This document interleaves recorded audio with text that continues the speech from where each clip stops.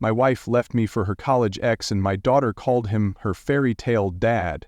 So I quietly vanished, and what followed left them both speechless. That shock was like a high-voltage current running through my system, an experienced electrical engineer who regularly handles systems that could fry anyone with a slight mistake. But nothing could have prepared me for this shock. A cruel and public betrayal in broad daylight. The grief and anger flared up like an unquenchable fire. Jake Miller, 44 years old, had been married for 17 years. I'll call her Ashley. We have a 16-year-old daughter named Lily. My job is an electrical engineer for big industrial sites, specializing in high-voltage systems, the kind that would melt most people. It's dangerous work, but it pays well enough that we had a decent house in a nice neighborhood. Our life revolved around simple but stable things. I worked, Ashley took care of the family, and Lily had her teenage concerns. Everything seemed under control, a perfect picture of a typical American family. I'm a hard-working, reliable man who always put my family first. My build is solid due to the nature of my job. I usually wear simple t-shirts and my deep-set eyes hold a certain resolve.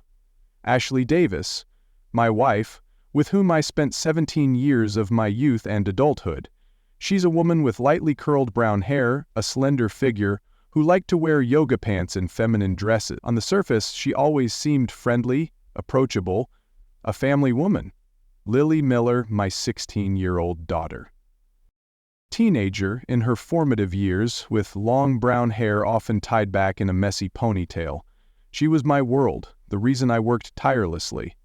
That day, I was at a job site about 30 minutes from home, sweating my butt off, installing some heavy-duty circuit breakers in a factory. My crew was taking lunch, but I was trying to finish up this one panel so we could test it after the break. Suddenly, my phone rang. It was Dave Johnson, my neighbor. Now, Dave isn't the type to call during work hours.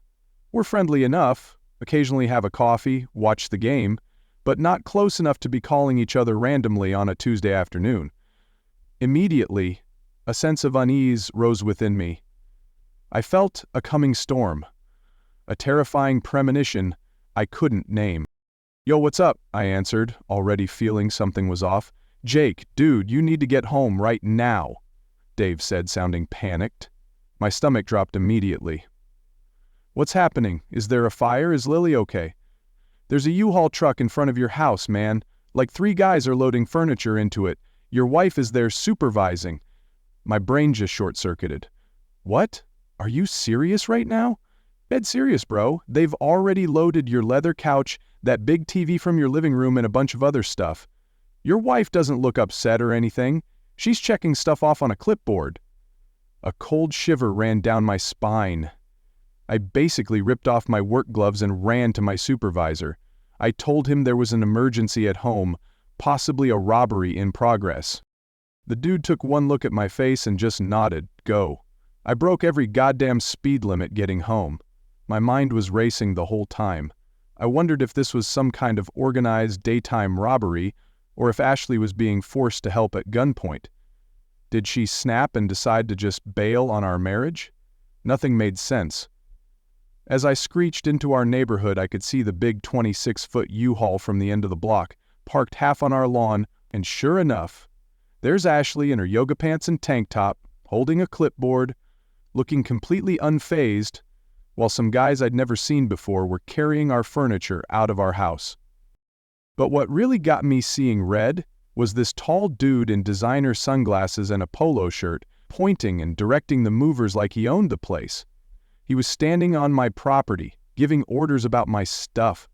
I slammed on the brakes, threw my truck in park, and jumped out so fast I didn't even close the door behind me. I stormed right up to that polo shirt guy. "What the hell do you think you're doing?" I shouted, getting right in his face. This clown barely looked at me, just glanced over with this annoyed expression and said, "Mind your business, dude." I don't remember consciously deciding to hit him. It was like my body moved on its own. My fist connected with his jaw so hard I felt the impact shoot all the way up to my shoulder. He went down like a sack of bricks, sunglasses flying off, blood already starting to trickle from his lip. I was on him in a second, just blind with rage. 17 years of marriage, working 60-hour weeks sometimes, never even looked at another woman. And here's this random dude stealing my things in broad daylight. You think you can steal from me? I was yelling, landing punch after punch. The movers just stood there watching, not even trying to stop me. I pulled out my phone and dialed 911. "There's a robbery at my house," I told the dispatcher, breathing hard. "I've got one of them subdued. Send cops now." I gave them my address and hung up. That's when I heard Ashley screaming, "Jake, what are you doing? Get off him." She dropped her clipboard and ran over, shoving me hard enough that I actually lost my grip on the guy. She dropped to her knees beside him, checking his face, wiping blood from his nose with her sleeve, looking at him like, That's when it hit me. "Do you know this jerk?" I asked, already knowing the answer but needing to hear it. Ashley looked up at me, and I'll never forget the expression on her face. Not guilt, not shame, just annoyance, like I was the one causing problems. "Yes," she said, her voice ice cold. "This is Chad. He's my boyfriend." I swear to God, time stopped.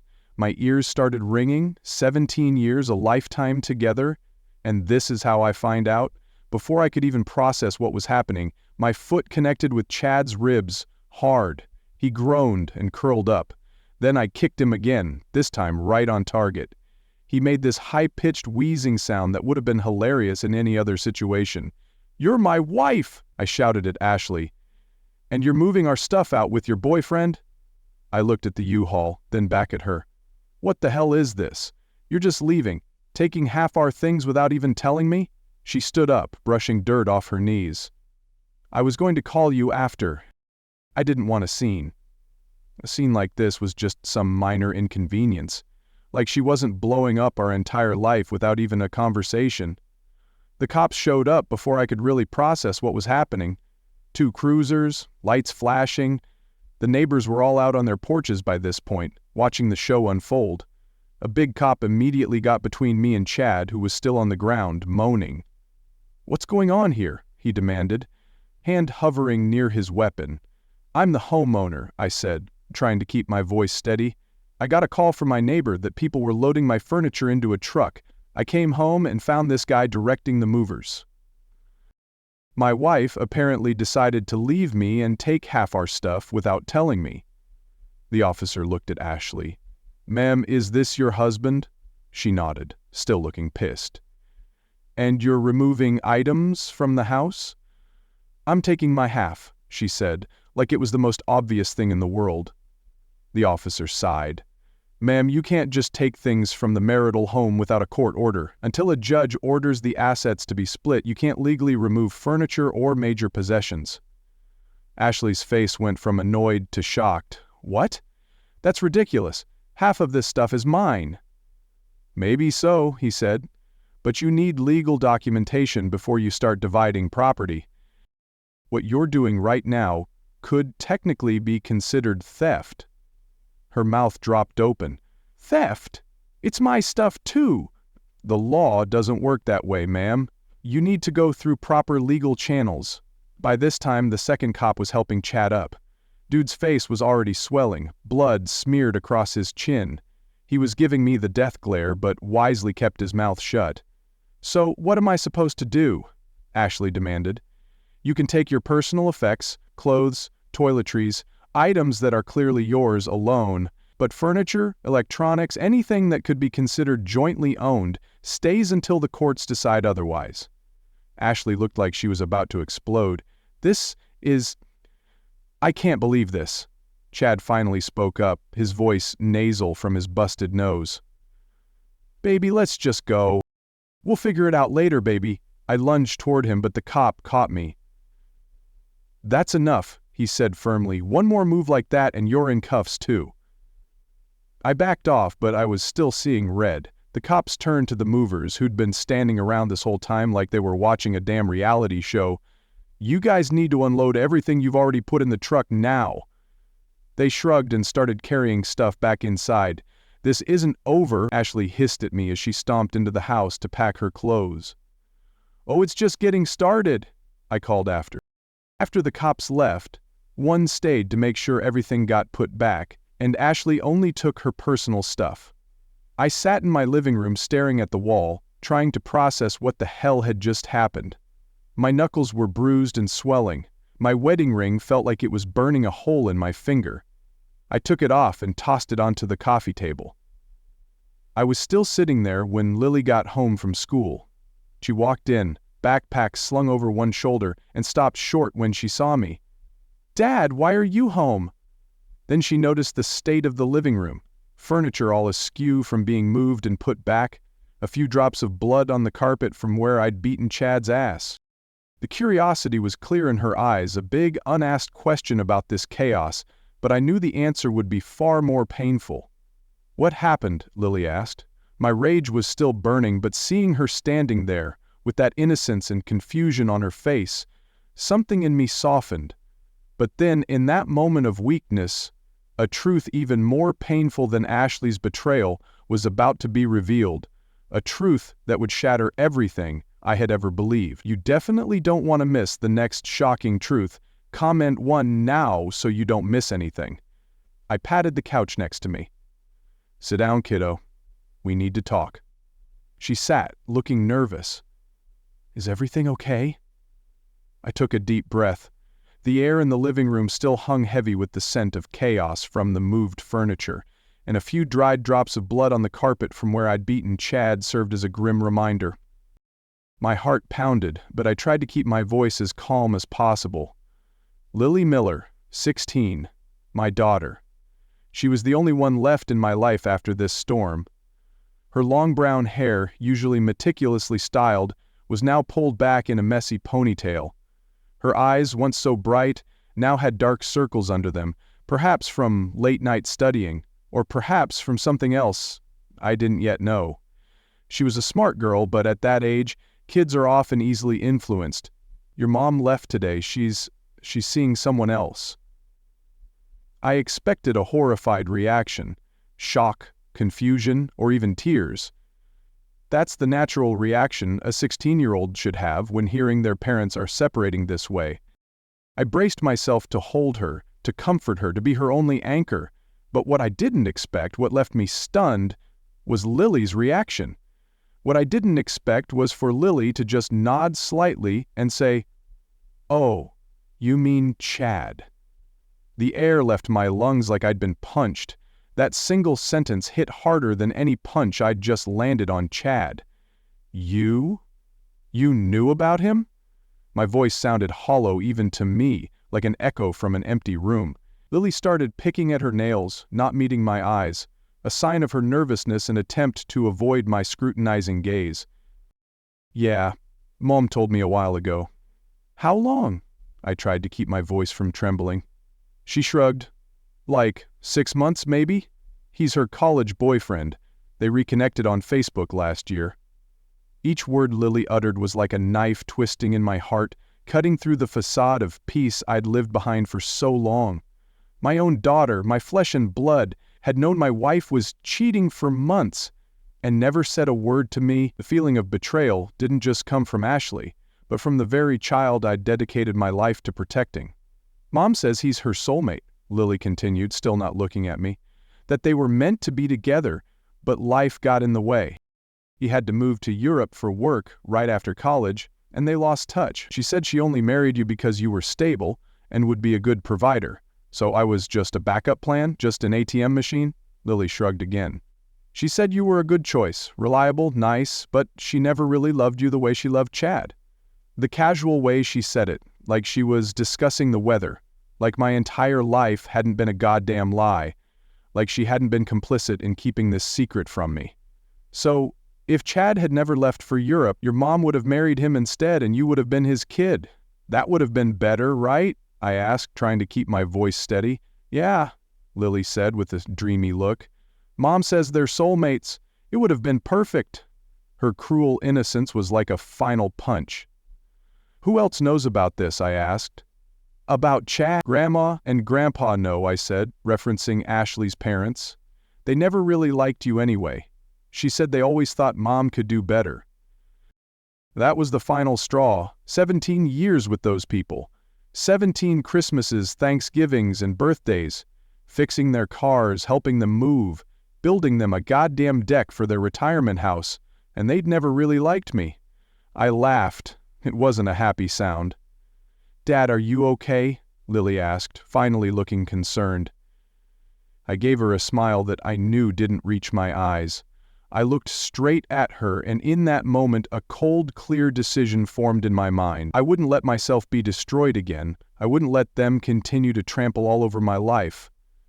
I'm going to be just fine. In fact, I'm going to give everyone exactly what they want. I didn't sleep that night. I just sat there on the leather couch, in the chaotic living room of a broken marriage, my knuckles still throbbing, but my mind had never been so clear. Every detail, every step, all mapped out in my head. By morning, I knew exactly what I was going to do. This wasn't an end, but a beginning, and it was going to be very, very different from what they ever imagined. That night, I didn't sleep. I had spent 17 years living a lie, and now the anger had turned into a cold clarity.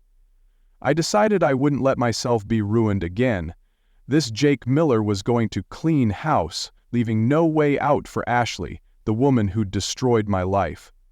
This was going to be sweet revenge, a display of justice I'd been waiting for. By morning, I knew exactly what I was going to do. Every step was clearly outlined in my mind, from handling legal matters to cutting off any remaining ties. I felt a terrifying calm, as if I were preparing for the most complex high-voltage electrical project of my career. This wasn't an emotional outburst, but the cold, calculated move of a man pushed to his limits. The first person I thought of was Liam O'Connell, my best friend from high school and a notorious divorce attorney in town. Liam was a real shark in the courtroom, specializing in the most complex cases. I had rewired his entire house for free last year, and now it was time for him to return the favor. There was also Brenda, the bank teller, who would be the first witness to my audacious act. I walked into Liam's law office without an appointment. His secretary took one look at my face, I must have looked terrible, and immediately ushered me back. "Jesus, Jake, you look like," Liam said when I walked in.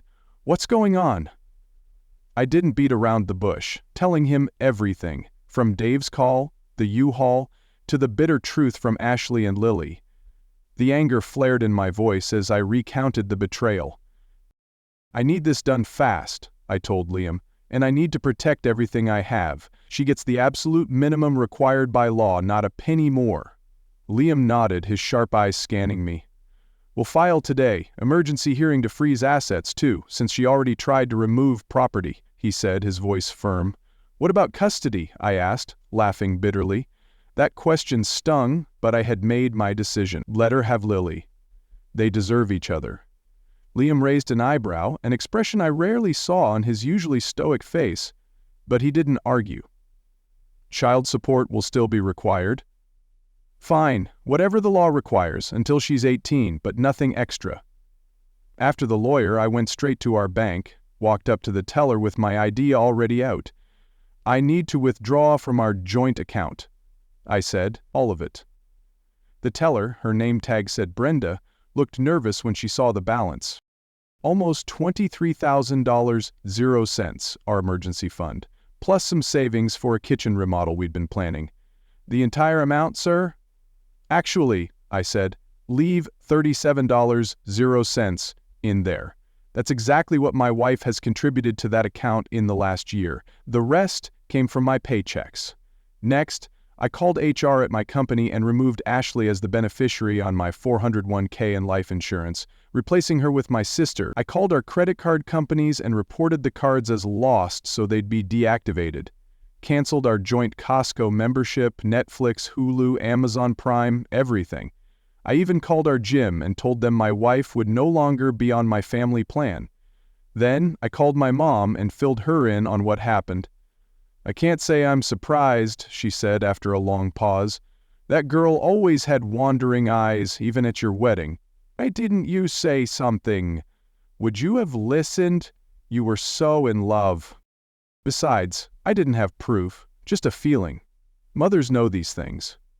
We talked a bit longer, and I told her my plan to let Ashley have custody of Lily. "Are you sure about that?" Mom asked. "Lily's still your daughter, even if she's been difficult." "I can't look at her right now, Mom. Every time I see her face, all I can think about is how she knew and didn't tell me, how she was excited about it, how she wished some other guy was her dad." "She's 16, Jake. Kids that age say stupid things. They don't understand consequences." "Well, she's about to learn." My mom wasn't done. "If you really feel you can't handle having Lily with you, she can stay with me until things settle down, but don't make any permanent decisions while you're angry." I agreed to think about it. Maybe my mom was right, but right then, I couldn't stand the thought of looking at Lily's face every day, knowing she'd been part of this deception. The next day, Ashley got served papers at the salon where she worked as a stylist. According to the process server I hired, I paid extra for same-day service. She turned white as a ghost when she realized what she was getting, which was absolutely nothing. Our house was in my name since I bought it 2 years before we got married. My truck was a company vehicle. Her car was already in her name, so she could keep that. No alimony since we both worked and made comparable salaries, just basic child support for Lily until she turned 18, which was less than 2 years away. Her phone blew up my phone all afternoon. I let it go to voicemail the first 10 times. The 11th time, I finally answered. "What is this?" she screamed as soon as I picked up. "Divorce papers?" "I thought that was obvious from all the legal language," I said calmly. "You're trying to leave me with nothing." "That's not how this works, Jake. I get half of everything." I couldn't help but laugh. "You get half of what we acquired together during the marriage. The house was mine before we got married. My 401k is protected because you have your own retirement account. We make the same money, so no alimony. Your car is already in your name. You're getting exactly what you're legally entitled to, which, by the way, is a hell of a lot more than you deserve after hooking up with some guy behind my back for months." "This isn't over," she hissed. "I'll fight this." "Good luck with that. I've got texts from Lily confirming you've been cheating for at least 6 months. I've got a police report from yesterday when you tried to steal our furniture. And I've got Liam as my lawyer, who, as you know, eats people like your bargain basement attorney for breakfast." She started crying then, actually trying to guilt me. "How am I supposed to start over with nothing after 17 years together? Don't I deserve something for all that time?" "You got Chad," I said. "Your soulmate, right? The guy you should have been with all along. Well, now you can be together without me, in the way. Isn't that what you wanted?" I hung up before she could answer. I felt a grim satisfaction. Justice was beginning to be served. 2 weeks after the phone confrontation, it was our first court date. Liam had pushed for an expedited hearing, and with the evidence of Ashley trying to remove property, the judge agreed. I showed up in my best suit, clean-shaven, looking as respectable as possible. This wasn't a friendly meeting but a battle, and I had to appear as a ready warrior. Liam O'Connell, my lawyer, was already there organizing his files, looking like a real predator in the courtroom. He was the reason I felt confident. Ashley arrived a few minutes later with her lawyer, some chick named Vanessa who looked fresh out of law school, inexperienced. What was notable was that Chad Peterson was also with her, his face still slightly discolored from our introduction. They sat on the opposite side of the courtroom, and I could feel them glaring at me the whole time. Lily, my daughter, also showed up with her grandparents, Susan and Richard Davis, avoiding eye contact like I was some distant uncle. I stayed stone-faced, even though it stung, watching her stand with the people who backed Ashley's mess. The judge got things moving, and Ashley's lawyer Vanessa immediately launched into the fight, demanding half the house, spousal support, and my retirement. She made weak arguments, based more on emotion than on law. Clearly, she hadn't grasped the case or underestimated her opponent. Liam, cool as ever, began to dismiss each demand decisively. Without hesitation, he crushed all of Ashley's hopes. Liam presented irrefutable evidence. He pointed out that the house was mine before we got married, so Ashley had no right to half. Our retirement accounts were also separate, and since we made comparable money, there was no reason for spousal support. When it came to the joint account, Liam even produced detailed receipts, proving that Ashley had contributed almost nothing significant throughout the marriage. The judge listened carefully, Liam's every word a heavy blow to the other side's unreasonable demands. Vanessa's face, Ashley's lawyer, gradually paled, her expression shifting from confident to confused, then to desperate. Chad sat next to Ashley, his face still showing bruises, only able to remain silent, occasionally glaring at me with intense hatred. Ashley was pale. She couldn't believe what she was hearing. She had expected an equitable division or at least a negotiation, but Liam gave her no chance. I watched the scene with a cold satisfaction, a sense of vindication, as justice was being served. Then came the truly shocking part, a twist I didn't even expect, even though I had prepared for Ashley not wanting custody. Ashley declared she didn't want custody of Lily. She said she was moving in with Chad and didn't want to uproot Lily for her senior year of high school. Lily, my daughter, looked blindsided, her face pale when she heard her own mother say those words.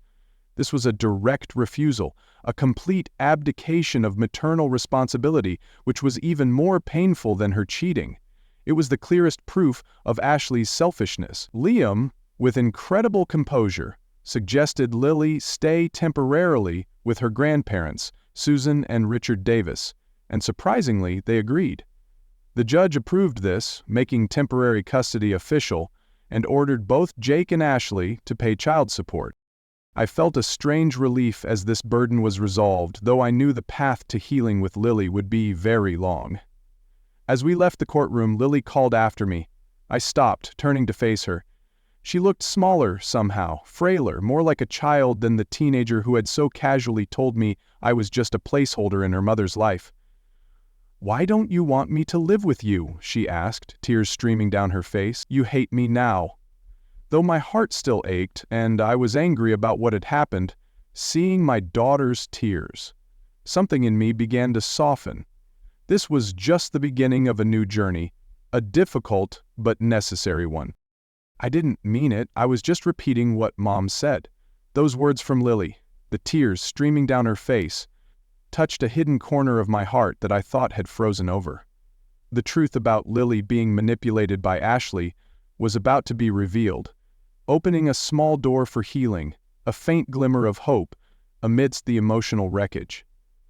The next few weeks after the court hearing were a blur for me. I threw myself into work, taking every overtime shift I could get as a way to fill the void and drive away haunting memories.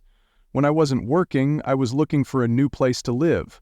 I couldn't stand being in that house anymore, surrounded by memories of a life that had been a lie. I found a decent apartment, 2 bedrooms, so Lily would have a place to stay if things ever got better between us. After all, she was still my kid.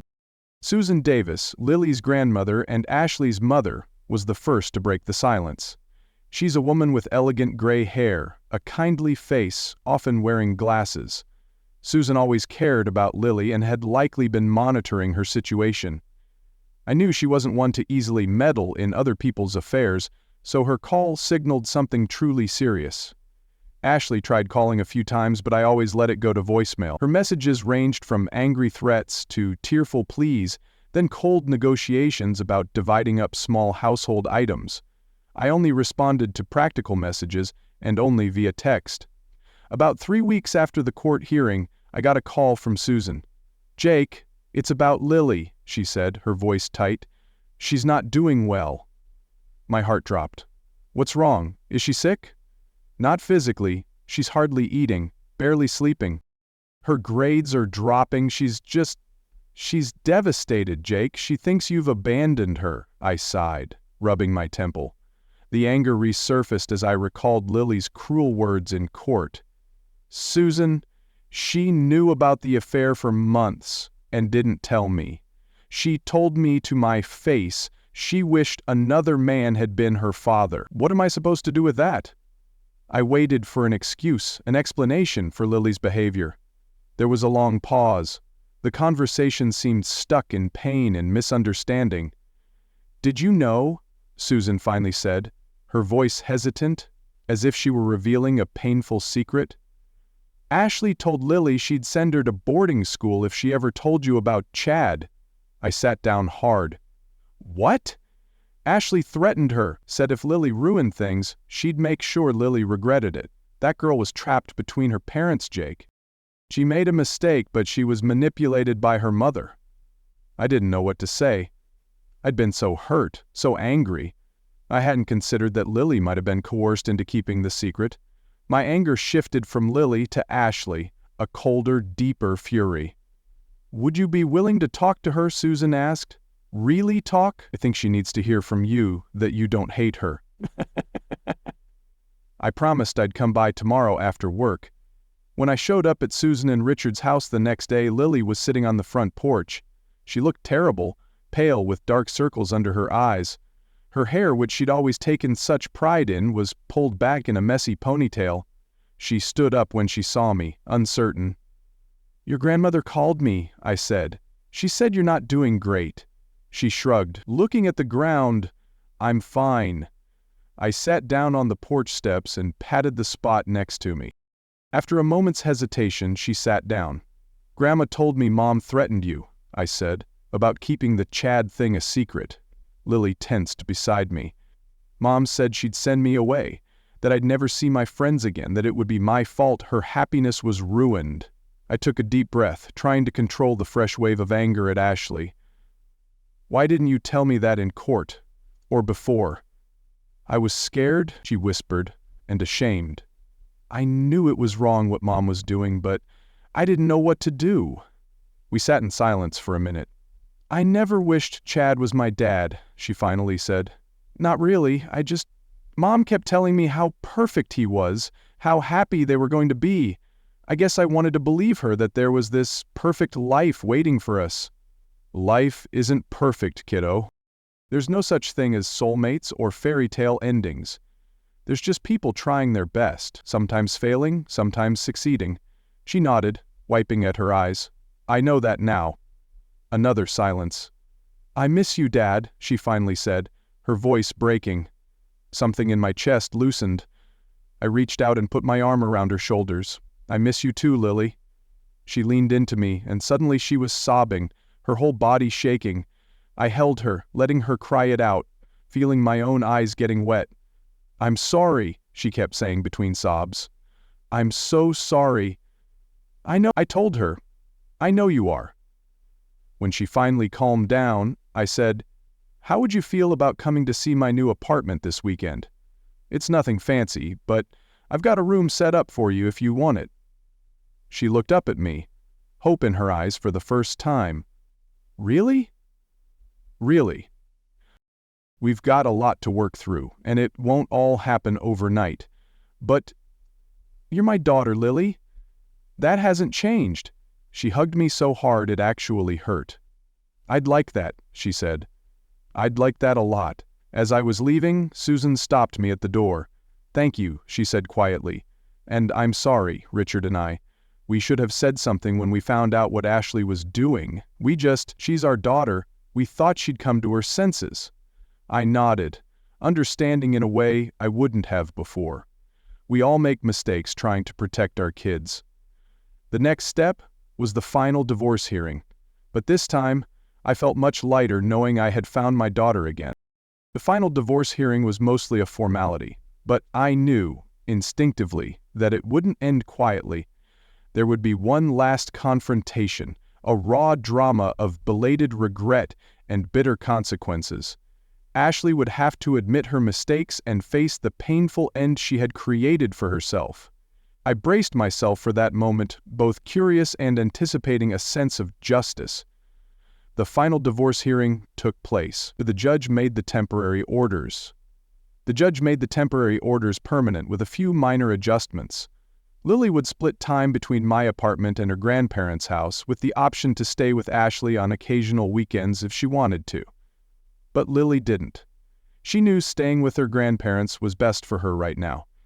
Ashley showed up alone. No Chad. She looked terrible, had lost significant weight, and dark circles under her eyes showed she hadn't been sleeping well for a long time. Her face was gaunt, no longer the fresh, calm expression she'd worn the day she moved furniture out of my house. She barely said a word the whole time, just nodded when the judge asked if she understood the terms.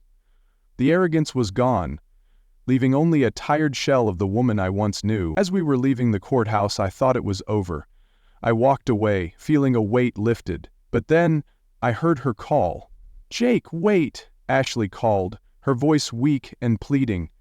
I stopped, steeling myself. Deep down I knew she wouldn't let go easily. There was still a faint glimmer of hope from her side. "What?" I asked, my voice cold. She took a deep breath. "I wanted to say I'm sorry for everything." I stared at her, trying to find any trace of the woman I'd loved for 17 years. Every feature, every gesture, I tried to find a little familiarity, something left of the old Melissa.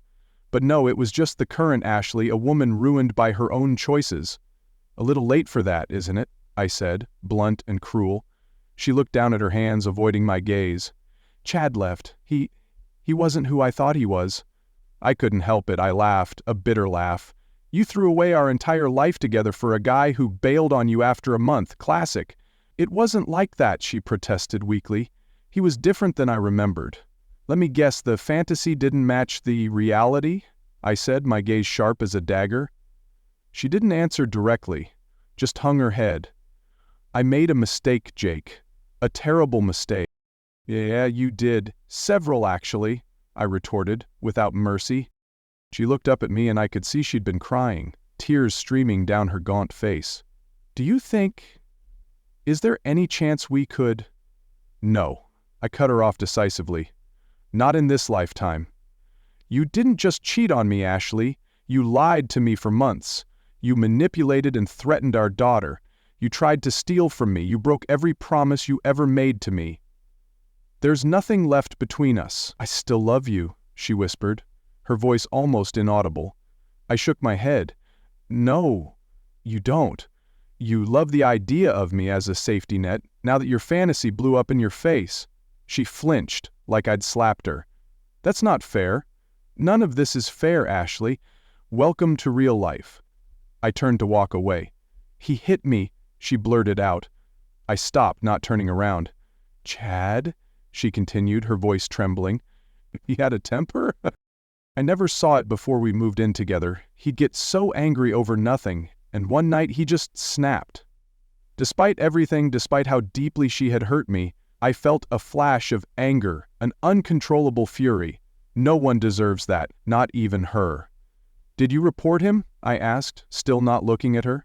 "Yeah," she said quietly. "He's got a restraining order now." I finally turned back. "Good. I'm glad you did that. At least, I'm staying with my cousin right now," she said. "The salon cut my hours because I was a mess after everything." I knew what she was angling for: financial help, a place to stay, her old life back. But that ship had sailed, hit an iceberg, and sunk to the bottom of the ocean. "I hope things get better for you," I said. And I meant it. But I also had to admit, it's not my problem anymore. I walked away then, feeling lighter than I had in months. The divorce was final, the past was the past. It was time to focus on rebuilding my relationship with Lily and figuring out what the hell I wanted from the rest of my life. An old chapter closed, and a new one awaited. A year ago, if you told me my wife would leave me for another man, my daughter would be complicit in hiding it, I would have said it would destroy me completely, and for a while it nearly did. But here I am, still standing, stronger than ever. Life didn't just go on, it actually got better. Not in a movie montage and everything is perfect kind of way, but in a way where your chest doesn't feel like it's caving in every time you walk through your own front door. Do you believe in a peaceful ending after the storm? Comment 1 now and discover this hopeful story. It's been almost a year since Ashley left and everything has changed significantly. I've shed the ghosts of the past, sold the old house, and finalized the paperwork. The house, once a symbol of a deceitful marriage, had now become a business transaction for sanity. Life didn't just go on, it actually got much better. Jake Miller, now a stronger and calmer version of himself. Lily Miller, my 16-year-old daughter, moved in with me full-time about 2 months ago. She's doing great in school and has even started dating a boy named Alex, who seems decent enough. Chloe Garcia is my new girlfriend, a smart project manager who doesn't take any BS. She makes me laugh and is completely different from Ashley in every way that matters. I've been promoted at work, now running my own crew, installing electrical systems in new commercial buildings. The money's better, the hours are more regular, and I actually get weekends off most of the time. Still, the relationship with Lily needed time and effort. We've had some hard conversations about trust, about family, about making mistakes and moving forward. Sometimes it's still rocky, but we're getting there.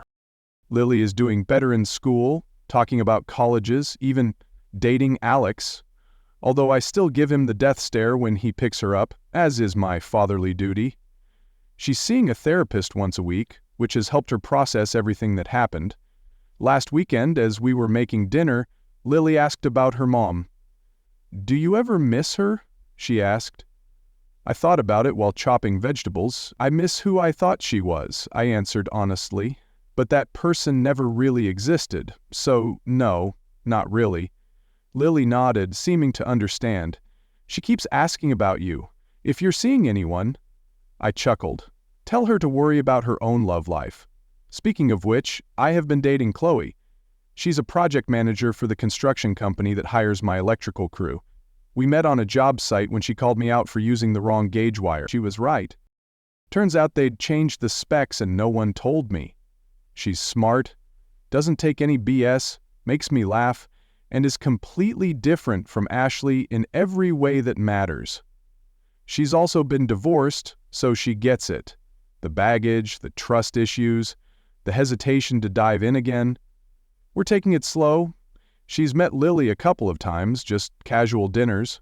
Lily likes her, which is a relief. Ashley still tries to contact me occasionally, mostly about practical things, tax documents she needs, questions about health insurance for Lily, but sometimes she tries to get personal. I keep it strictly business. There's no going back, and honestly, I don't want to. I ran into her parents at Lily's school concert last month. It was awkward at first, but Richard shook my hand and said, "You're a good father, Jake. Better than we gave you credit for." It wasn't quite an apology, but it was something. As for Chad, I heard through the grapevine that he violated the restraining order and spent a month in county lockup. Can't say I'm broken up about it. Karma's weird like that. Doesn't always come fast, but it rarely forgets. Although I would never wish abuse on anyone, I also can't forget how she played me, lied to me, and tried to erase me like I was a glitch in her story. That's on her. She built the bridge, she burned it, then watched it fall with a front row seat. Lily and I are good, real good. That took time and some brutally honest conversations, but we found our way back. She's got this insane level of emotional maturity now. Tells me she wants to study psychology so she can help other kids deal with the crap we barely talk about in most families. That's her heart, man. And she's got it. Ashley's still out there making Ashley choices. Last I heard, she's dating some dude from a car dealership who wears way too much cologne and says bro, unironically. Lily meets up with her every few weeks for lunch or whatever. I let them have their space. I've got no energy left to police that dynamic. As for me, I'm doing all right. Chloe moved in a little while ago. She's nothing like what I thought I needed, and somehow exactly what I do. We keep it simple. She makes Lily laugh. That alone earns her a gold star. After all, life isn't a fairy tale, but I'm no longer stuck in a horror story either. And if you're sitting in the wreckage of your own relationship right now, wondering if there's a way out, there is. You walk, you rebuild, you protect your peace like it's sacred, because it is.